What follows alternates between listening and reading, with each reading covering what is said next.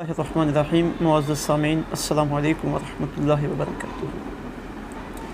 इस फ़ानी दुनिया में और मादी दुनिया में हर बंदे की ये ख्वाहिश है कि मैं कामयाब हो जाऊँ। जब से इंसान होश संभालता है और सोचो फ़िक्र का मालिक बनता है, उस ज़िंदगी से लेकर और फिर लड़कपन की ज़िंदगी से लेकर और फिर बचपन, फिर जवानी की ज़िंदगी में और फिर बुढ़ापे की ज़िंदगी में जिस भी इंसान को देखा जाए वो कामयाबी की तरफ कोशिश कर रहा है। हर इंसान ने अपनी कोई ना कोई मंजिल तय की हुई है और वहाँ तक वो पहुँचना चाहता है और उसके लिए तगुदो करता है, मेहनत करता है, मुशक्क़त करता है और कभी जायज़ रास्ता इस्तेमाल करता है और कभी नाजायज़ रास्ता इस्तेमाल करता है और कभी लंबा रास्ता इस्तेमाल करता है और कभी शॉर्टकट रास्ता इस्तेमाल करता है। हर बंदा अपनी मंजिल की तरफ भागा जा रहा है, लेकिन ये दुनिया ऐसी है कि जहाँ हर ख्वाहिश का पूरा होना ये मुमकिन नहीं है। किसी की कोई ख्वाहिश पूरी होती है, किसी की अधूरी रह जाती है और कोई सिरे से अपनी मंजिल की तरफ चलने की हिम्मत ही हासिल नहीं कर सकता। कुरान पाक के औराक का जब हम मुताला करते हैं और अपनी किसी मंजिल का तयन करके जब हम उस पे चलना चाहते हैं, तो अगर हम उस रास्ते पे चलने के लिए बतौर ज़ादेरा कुरान पाक से कोई रहनुमाई हासिल करना चाहें तो सूरह यूसुफ़ की आया नंबर 90 हमारी बड़ी खूबसूरत रहनुमाई करती है। ये हर उम्र के बंदे के लिए रहनुमाई इसमें मौजूद है और हर जायज़ मिशन पे चलने वाले बंदे के लिए इसमें रहनुमाई मौजूद है।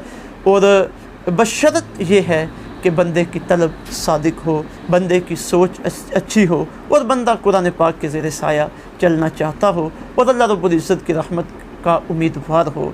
सूरह यूसुफ़ की आयत नंबर 90 में अल्लाह रब्बुल इज़्ज़त ने जो इससे पिछली आयात तय्यबात में हज़रत यूसुफ़ अलैहिस्सलाम का तज़किरा किया था और जिस अंदाज़ में उनके भाइयों ने उन्हें घर से निकाला, उन पर तशद्दुद किया, गहरे कुएँ में डाला और फिर उन्हें ग़ुलाम बनाकर बेचा और फिर जिस तरह आपका बाज़ार मिस्र में सौदा हुआ, अज़ीज़ मिस्र के घर में आप रहे और फिर आप पे इल्ज़ामात भी लगे और फिर जेल की एक लंबी ज़िंदगी भी आपने बसर की और फिर एक वक़्त आया सारा मिस्र आपके अखलाक़ व किरदार का दीवाना बना और आप मनसब शाही पे फाइज़ हुए और मिस्र का सबसे बड़ा ओहदा और एज़ाज़ आपको नसीब हुआ।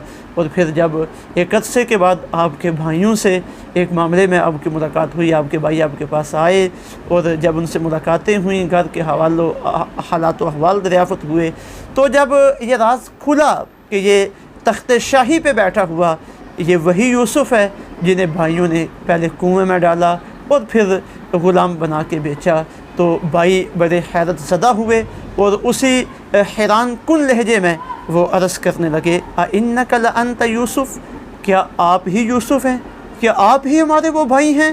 तो क़ाला, आपने फरमाया, आना यूसुफ़, मैं ही यूसुफ़ हूँ, वहाज़ा अख़ी, और ये मेरा भाई बिन्यामीन है, क़द मन्नल्लाहु अलैना, अल्लाह ने हम पर एहसान किया। अब ये तो थी आपकी अपनी रोदाद और मनसब जिस पे आप फाइज थे और फिर इस मनसब तक पहुँचे कैसे, इस मंजिल तक आपकी रसाई कैसे हुई और ये एक ग़ुलामी की ज़िंदगी से इतना बड़ा ओहदा आपको कैसे नसीब हुआ, उसके मुतल्लिक़ आप इरशाद फरमाते हैं। और आपने जो इरशाद फरमाया वो सिर्फ़ आपकी ज़ात तक ख़ास नहीं बल्कि क़यामत तक आने वाले लोगों के लिए उसमें हदायत का और किसी मंजिल पे जाने के लिए बतौर ज़ादेरा उसके अंदर बेहतरीन सामान मौजूद है। आप इरशाद फरमाने लगे, इन्नहु मन यत्तक़ी व यस्बिर, जो आदमी भी तक़वा अख्तियार करता है और सब्र करता है, फ़इन्नल्लाह ला युदीउ अजरल मुहसिनीन, तो बेशक अल्लाह रब्बुल इज़्ज़त नेकोकारों के अमल को, अजर को ज़ाया नहीं करते।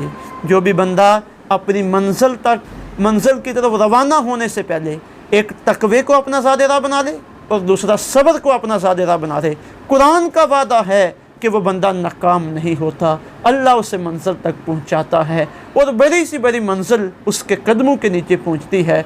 अब हज़रत यूसुफ़ अलैहिस्सलाम नबी भी बने, बादशाह भी बने और तकवा व परहेज़गारी और सीरत व किरदार के आला मुनासिब पर भी पहुँचे, तो आपने ये फरमाया कि ये जितनी भी चीज़ें मिली हैं ये तक़वे का समर है, ये सब्र का समर है।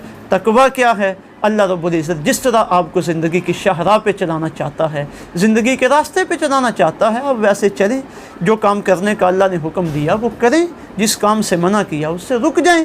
ये तकवा है। और सब्र क्या है? जब आपने किसी मंज़िल का तयन कर लिया, अब उस पर आपने चलना शुरू कर दिया।